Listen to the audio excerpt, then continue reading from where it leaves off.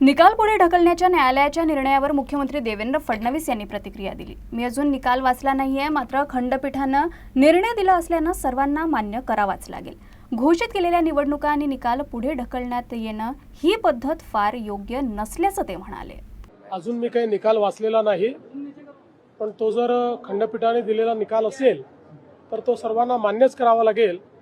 पण आता जवळपास गेले 25-30 वर्ष किंवा त्याहीपेक्षा जास्त मी स्थानिक स्वराज्य संस्थांच्या निवडणुका पाहतोय, पण असं पहिल्यांदा घडतंय की घोषित केलेल्या निवडणुका पुढे चाललेल्या आहेत, त्याचे निकाल पुढे चाललेले आहेत।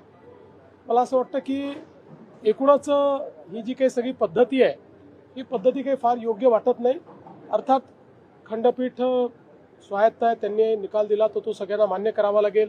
इलेक्शन कमिशनही स्वायत्त आहे, पण यातनं जे उमेदवार आहेत, जे मेहनत करतात, इतके दिवस प्रचार करतात, त्या सगळ्यांना एक प्रकारे त्याचा भ्रमनिरास होतो आणि सिस्टीमच्या फेलियरमुळे त्यांची काही चूक नसताना त्या ठिकाणी अशा पद्धतीनं या सगळ्या गोष्टी होणं काही योग्य नाही आहे।